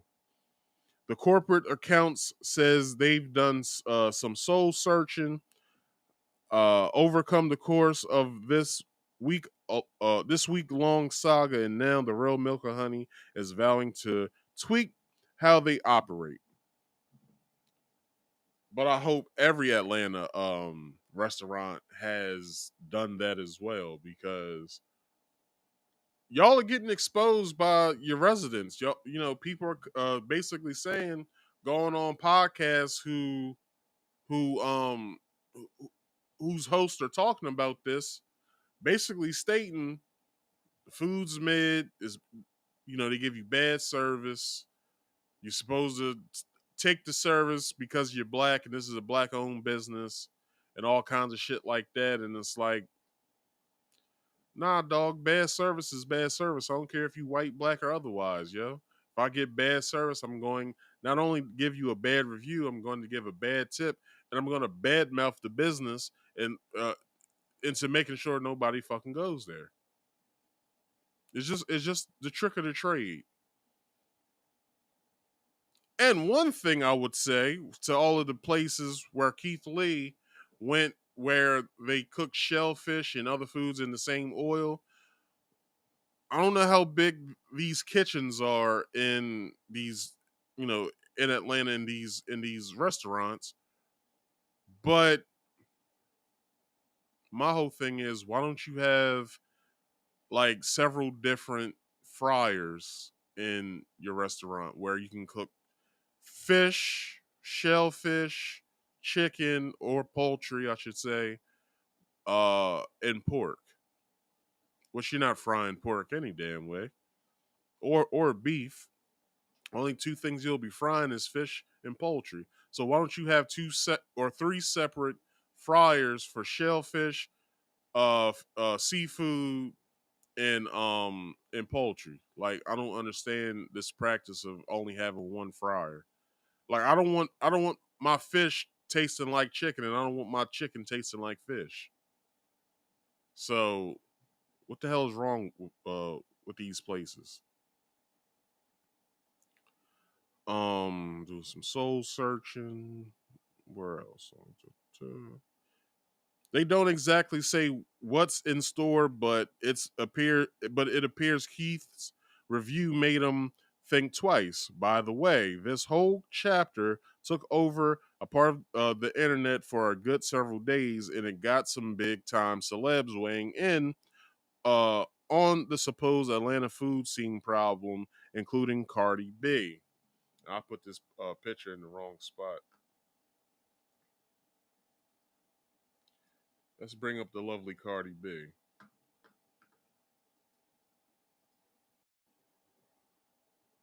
All right, so Cardi B has some shit to say about this.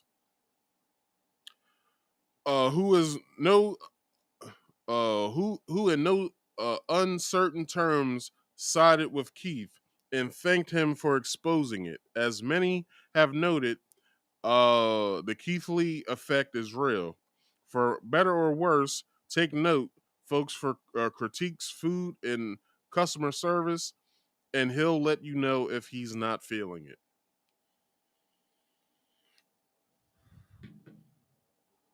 Cardi B basically said that when people, when, she got her people with her, and let's say that they want some food or whatever, or let's say she's ordering some food or whatever somewhere, and it's gonna be a long wait. She tells them, just drop my name. Just tell them Cardi B sent you for this food. Because then they'll probably have to wait an hour, hour and a half to even be seen. Now, I've never been to a restaurant in my life where you walk in, you're like, yeah, I'll like to eat in today. I'll like a table, and they'll tell you, all right, it's going to be at least an hour to an hour and a half wait. I'm gonna be like, okay, well, I'm going somewhere else. Thank you. To the point is, if I'm a famous person, I gotta tell somebody that I know, just drop my name, you'll get the food faster. Like, this whole elitism that ATL is suffering from because people are deeming it the Black Hollywood, the Black Mecca, Wakanda. It's like, yo, it doesn't matter what the fuck people are calling this place. Like, if I'm a tourist, let's say, I'm coming to Atlanta for vacation or just for the weekend to hang out, party at some of the, famous spots or whatever. Talk with the locals and stuff like that. If they tell me, yo, you gotta go to so and so tomorrow for brunch, they got good food, and then let's say I go there and they're like, yeah, we can't see, we're not serving right now because uh we're doing a deep clean. We're deep cleaning the restaurant. We'll be back open at 4. It's like, what? Like, what is he talking about? Like, why didn't you guys do this before you opened? I don't understand. Like, I understand cleaning off the grill. I understand that part. Like, you know what I'm saying? In between runs or whatever, like in between orders, like, you know what I'm saying, you tell your cook, go ahead and clean the grill. We don't have any orders coming through right now. And he does a real good quick clean to the grill. And then he, brings it back up or whatever to the temperature or whatever. I can understand that. But I don't understand you're shutting the entire restaurant down for several hours just so you can do a deep clean. To the point to where when people want to come, hold on the weekends, most of these places aren't doing the pickup orders. What what? What is he talking about? That's like the only place around here I know. Well, okay, a couple places around here. So we have a dine-in Chili's, we have Olive Garden, and we have a Pat's Pizzeria. I don't know if you guys have Pat's Pizzerias where you're from, but we have a Pat's Pizzeria here. They've within the past few years, Pat's Pizza on the inside looks pretty good to dine in at. Like they have a good dine in area. Back in the '90s, it just looked like a regular old pizzeria. Like, you know what I'm saying? But over the past few years, they've really, changed the menu items up, changed the inside for a better dining experience. We also have a Seasons Pizza. That's a dine-in spot as well.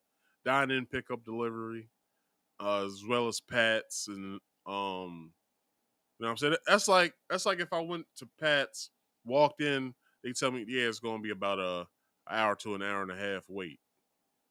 It's like, all right, I'll just go to Delaware. There's plenty of other restaurants in Delaware.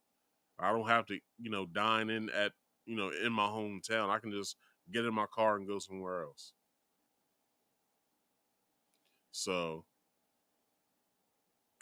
it's just, this shit is wild, yo. Like this shit. It is weird that they do that.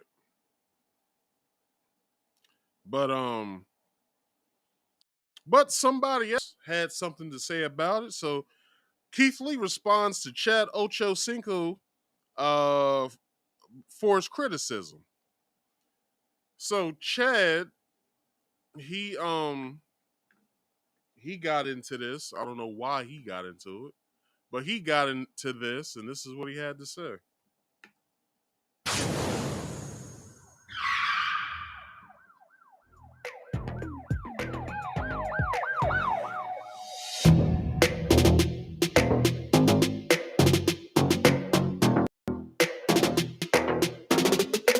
Chad Johnson responds after being called out by restaurant reviewer Keith Lee. I don't like the critiquing of our restaurants and having people and talking bad about our goddamn businesses and like, dude, you know how hard it is. And I get it. So at the end of the day, I'm just a foodie. I agree with you being in this position. But then in return, I want to ask you, what are your qualifications to have this firm stance on this topic? Because to me, this seems like your first time ever seeing me. What y'all doing today? Twin Peaks. Hey, they don't have no Twin Peaks in Cincinnati, man. They don't have no Twin Peaks in Cincinnati. Be sure to like, comment, and subscribe.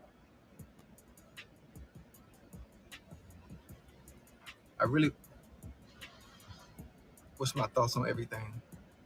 It depends on what you're talking about. I don't know if we're on the same page or not. Okay, you do know what I'm talking about. I don't know. Hey, baby. Hey, G. G, where you at? Is one in Blue Ash? Wait, we got a Twin Peaks in Blue Ash? Baby, what's up, baby? Shit. Come get on my live. Come get on my live and tell them how you got on my head about Keith Lee, baby. Hey, my daughter got me together. My daughter texted me, right? My daughter hit me like, you doing your daddy like that? You know what, when your daughter gets you together, yeah, you ain't gonna win that. You ain't gonna win that. Baby, get on my live. Make sure put your bonnet on too. Get on live. Tell the guy got on my head. Jump quick. I got that text message quick. We team Keith Lee. Well, what about me? I'm your daddy. Nah. She got me together quick.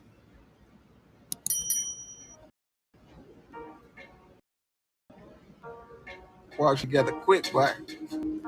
It be your own kids, man. Be your own kids.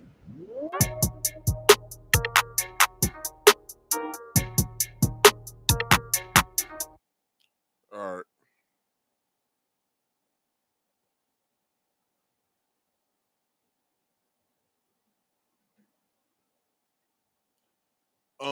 The reason why I'm playing these videos like that because I'm having the same issue that I had this week or a few weeks ago, where I can't hear anything in my earphones other than myself and other things that I got in the background here. So I gotta rely on me. I gotta rely on me listening to my playback in order to hear what's going on. But it'll be fixed by tomorrow's stream, so we ain't got nothing to worry about. So, um, anyway, let's get into the article after I do something real fast.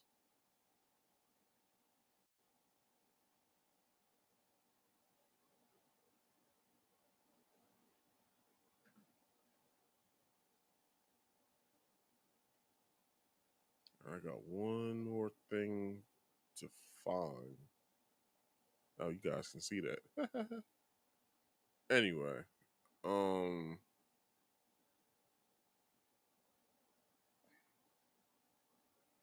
oh, there y'all go.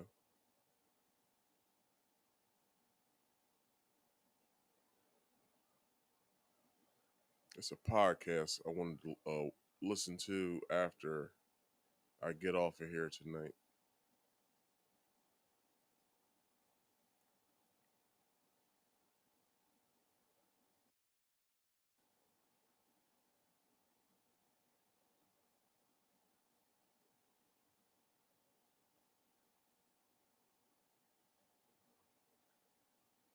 And sorry if y'all don't hear the music. That's another thing that I can't hear.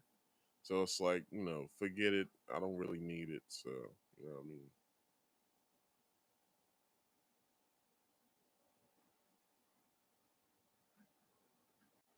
All right. The article.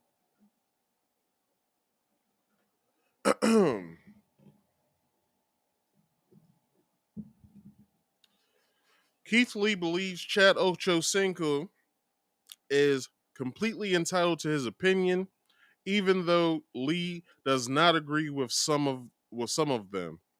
The former football player took expectation to Lee's critiques for some black-owned restaurants in Atlanta and exposed that during a recent appearance with former player sports commentator Shannon Sharp on an episode of Nightcap with Unc and Ocho, YouTube series, Sharp brought up some recent conversations about Lee's reviews and Johnson expressed his dislike. I don't like the fact of what he's doing. I don't like the critiquing of our restaurants and having people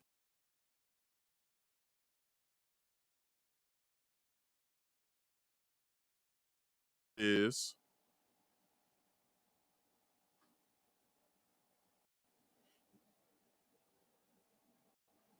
all right. Sorry. The string dropped, so let's get back into it. You know how hard it is. You know how hard it is for us to even get in the food industry and have our restaurants. What are we doing? Lee, a popular TikTok food critic, went viral after posting a series of reviews on Atlanta's restaurants that included information about how he was unable to get food at some of the establishments. Those videos resulted in social media commentary about the southern city's customer service in the restaurant industry. Death threats from those who are upset about Lee's comments, and even rapper Cardi B weighed in with her difficulties with service at some of the area's restaurants. During his conversation with Sharp, Johnson questioned whether Lee was qualified to conduct restaurant reviews. Now that's the same thing that the owner of the Real Milk and Honey did as well in the video. Same thing.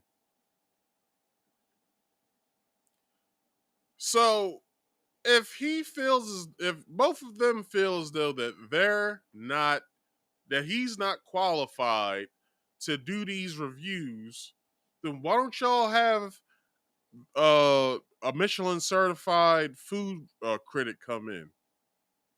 Why don't y'all do that?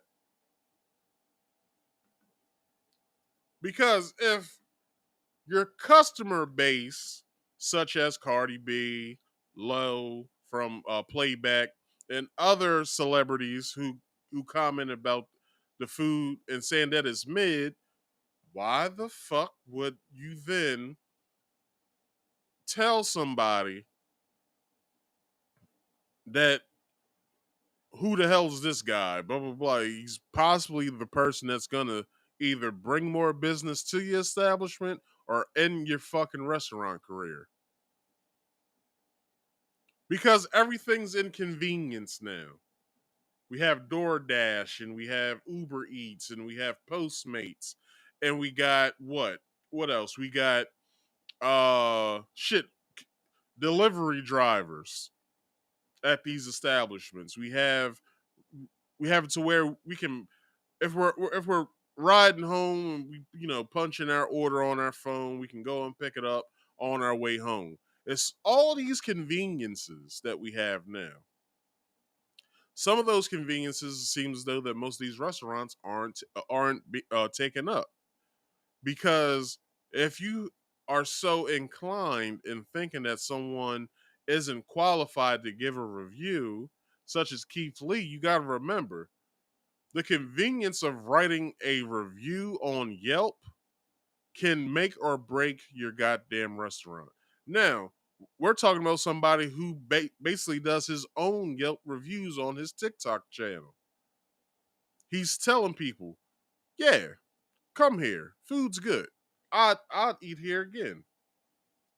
And then all of his fans that are in that area is like, tomorrow for lunch or dinner, we're going to go to such and such restaurant. And we're going to try some of the stuff that Keith had. And then the line forms around the block. But, a man who basically is just making his bones by eating. He's kind of like the next Dame Drops, if you look at it, if you know who Dame Drops is. Dame Drops does food reviews. So, okay, let's say it was Dame Drops, right? Let's say Dame Drops went to Atlanta. His fans told him where to go and where to eat. And he goes on his, he records, because he does pre-recorded videos. He doesn't do lives, which he should. He does pre-recorded videos. He has his phone in his hand. He's like, yeah, we got this food here. Check it out. Mm-hmm. In his caricature of himself when he does his food reviews. Now, I would say personally, between Dame Drops and Keith Lee, if you get a bad review from any of these two guys, and Dame Drops goes to restaurants in his area that people that either are deemed the worst restaurants in his area, he'll go and try it. He'll go and try that food. He'll go and be like, yeah, this food wasn't hitting for what I thought it was, player. Like, I get his 2 thumbs down. Or he'll go in there and be like, you know what? I didn't think that this food was going to be any good, but I'm actually surprised. I give this place 4 stars. Now, we talking about these two guys. Dame Drops is in a whole different stratosphere. This dude's been on, I forgot the lady's name, but she, it's the chef that always uses extra virgin olive oil. I forgot her name. But she basically Dame Drops is basically her right-hand man. To the point to where not only does Dame Drops has his own YouTube channel, you can watch a Netflix show of his. So Wait until Keith Lee gets his own either Netflix or Hulu or whatever platform whatever platform asks him to come on to do a food show. So if that happens, and let's say he has to go back to Atlanta to do a food review episode, just know he's not gonna forget his first experience. But since he got death threats, I'm pretty sure he won't be stepping back in. Or since him and his family has gotten death threats, pretty sure he won't be stepping back into Atlanta anytime soon. So Atlanta, y'all fucked up. Y'all fucked up. Take the L, learn from your mistakes. So let's finish this article. Lee took to his TikTok, which has more than 14 million followers, which I think he's at like 14.7 followers now. 14.7 million followers, I should say. To address Johnson's comments, sharing part of the conversation between Johnson and Sharp, it seems like you have no idea who I am. And again, that's okay with me, Lee said on Johnson. My main point was my qualifications. I'll be honest with you. I have been a professional fighter for almost 10 years, Lee said, who has been a mixed martial arts competitor. I've traveled the world eating food. Lee labeled himself a foodie and said his reviews resonate because he is authentic and a normal person. He also disagreed with Johnson suggesting he should only post positive reviews about black-owned restaurants. That is a fucking lie, and he shouldn't do that. Arthur Johnson said, keep doing your thing, Mark. What's going on, AJ? What's happening, brother? What else? Who's this? Who's this? I mean, where am I at? I forgot where I'm at. Foodie. Where's that? Oh, 10 years. Who was a competitor? I've traveled the world. Blah, blah, blah, blah. Okay. He also disagreed with Johnson, suggesting he should only post positive reviews about black-owned restaurants, with Lee noting that his positive reviews often result in a multitude of customers waiting for hours to try the food he liked. Hypocritically, if I was to be inauthentic and you waited in a 3-hour wait time and you got to the front of the food was trash, who are you going to be mad at? They're going to be mad at Keith. So it's best he gives his honest opinion instead of, oh, well, this food's great. Y'all should try it. Blah, blah, blah. No. If I was doing a food review channel, I would give my honest opinion. I will also, since I cook myself, I would tell the people, or I would, tell my audience, this needs more of whatever seasoning or whatever. They need to put more of whatever in it or whatever. If it's candied yams or something, maybe they need to veer back a little bit on the corn syrup a little bit. It's good, but they need to veer back on the corn syrup a little bit. And, whatever. Like, it could be anything. But you want him to give inauthentic reviews about black-owned businesses because black-owned businesses already struggle.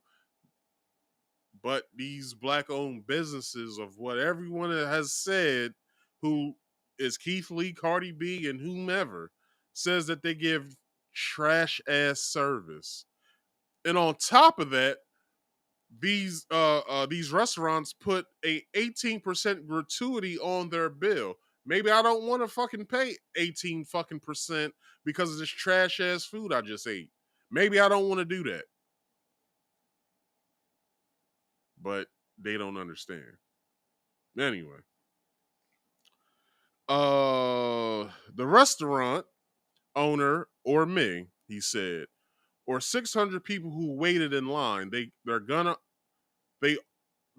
all make videos and say I'm a fraud. say I lied, and that 4-hour line only gonna be there. Hold on.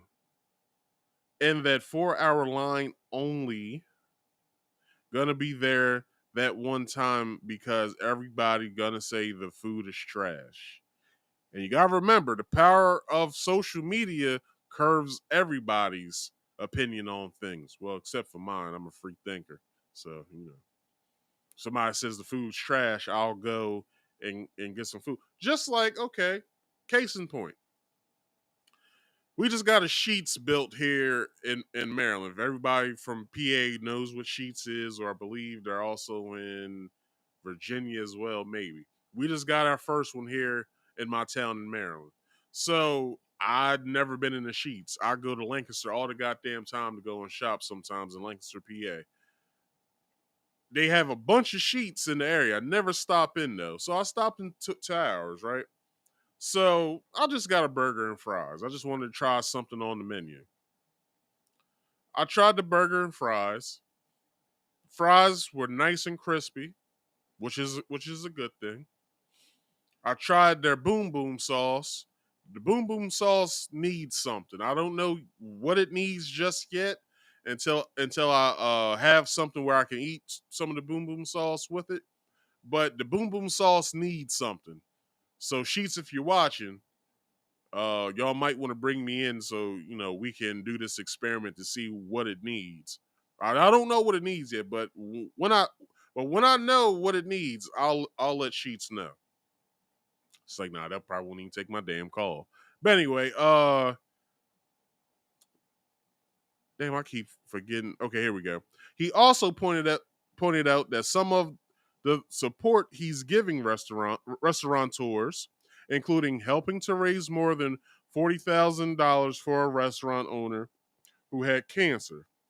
Johnson later appeared to walk back his criticism of Lee during an Instagram live, a portion of which was shared on the Neighborhood Talks Instagram account.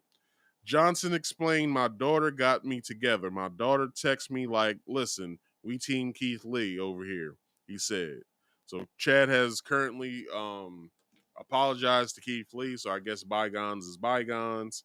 And, everything's on the up and up. But that concludes today's show, people. Let's do a show summary, and then I get you guys on out of here. Or if you guys want to call in, if you guys, want to call in or hit the link that's pinned in the chat, let's do that. How about that? So show summary. I showed you guys those 2 disgusting fucking videos of that white lady making them damn collard greens, and then that black chick making the mac and cheese, and then she put raisins in that shit. I don't know who the fuck raised her, but you don't put raisins in mac and cheese.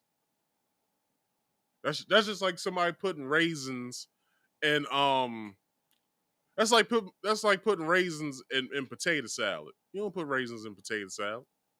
Because everybody know you can't eat everybody's potato salad. Like, everybody knows that. Like, I just watched a video the other day where homie was like, "Who made the potato salad?" And the whole fucking table went in uproar. to the point to where one of the characters said that your potato salad's dry. She was like, "I ain't have enough mayonnaise." It's like, man, but you can't eat everybody's fucking cooking. All right, so. But then I went over the the booty patrol and what that's all about. I basically made it to where it's probably just like a street car group, like a street bike or motorcycle club. It's probably just that. Then we got into the Gabi Union, D.Wade rumored split that they might be having. Who knows? Like I said, more information. Then I'll cover it again, maybe.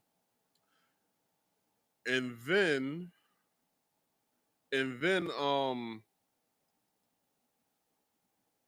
this whole Keith Lee thing.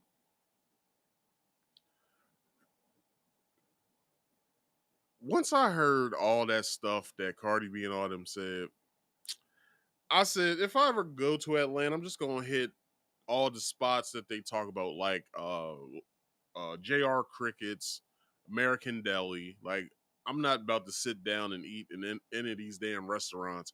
I'd rather just take it and go back to my hotel room. Like, it's not even that serious. It's not even that serious. So, everybody, that's today's show. Let's if you guys want to call in, do it now, and I'll give you guys, I don't know, I'll give you guys a minute. So you got 60 seconds starting now.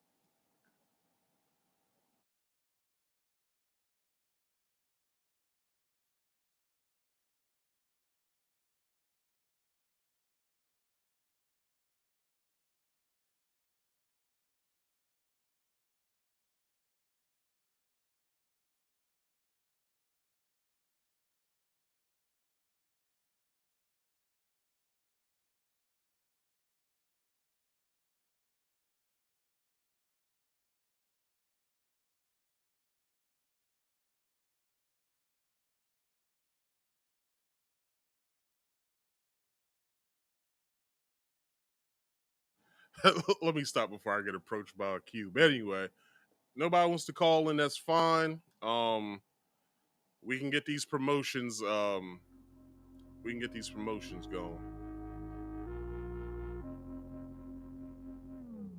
All right, so let me get my captions up here.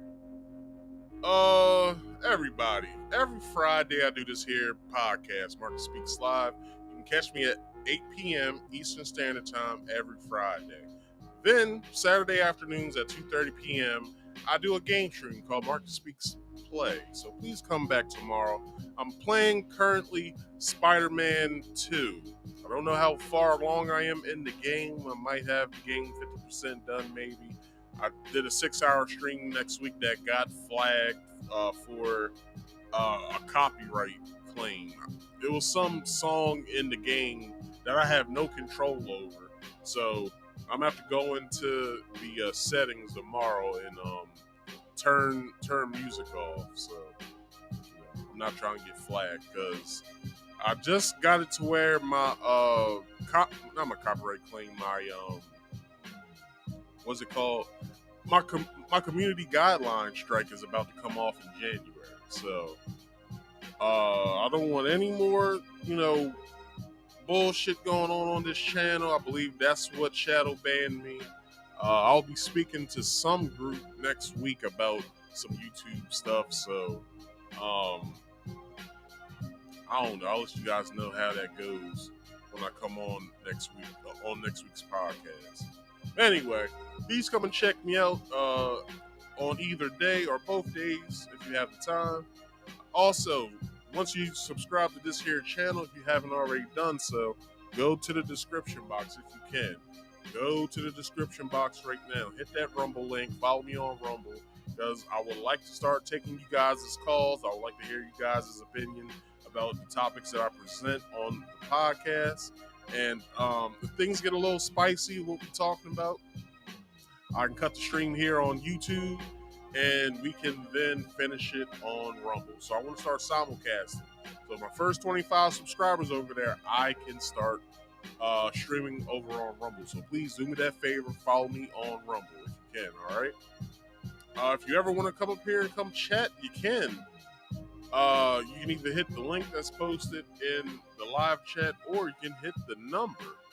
You can call in with the caller number at 302-283-9791. I repeat, 302-283-9791.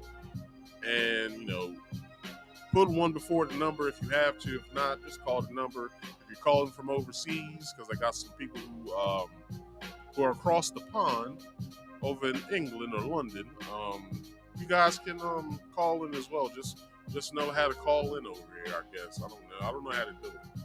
So, with that being said, it comes rules. Rule number 1, Must be on camera at all times. That means here on the backstage. And if you want to be seen by the audience, as well as if you don't want to be seen by the audience, you don't have to worry about that, but you still have to be seen back here. I still have to see you back here on the backstage. And there's a question back here I would like for you to answer. Just leave the name that you're using here in your answer. Yes or no. Don't make it a conversation, all right? Because I'm just going to drop it. With that being said, rule number 3 is please silence all background noise. Turn me off if you have me on any device, or turn me down, but just silence all background noise, because if I hear background noise once you come up, I'm just going to drop it. It's that simple. All right. And lastly, please like this video. Subscribe if you are new here. Hit that bell icon to all if you can, and get all my notifications once I go live. Comment in the comment section once this video is over, and share this to your social media and to your friends and family. With that being said, I just got some words of wisdom for you guys, which are, please focus on getting to the money, because we all know money makes the world go round. Also, please focus on minding your own damn business for mental health purposes. All right? Drink more water for health purposes. And if you don't believe a damn thing I said to you guys tonight, you don't have to. Do your own research. It helps you out in the long run. I have been Marcus. This has been Marcus Speaks Live. I thank you guys for watching. I'll check you guys out tomorrow afternoon at 2:30 p.m. Catch you guys tomorrow. Peace out, y'all.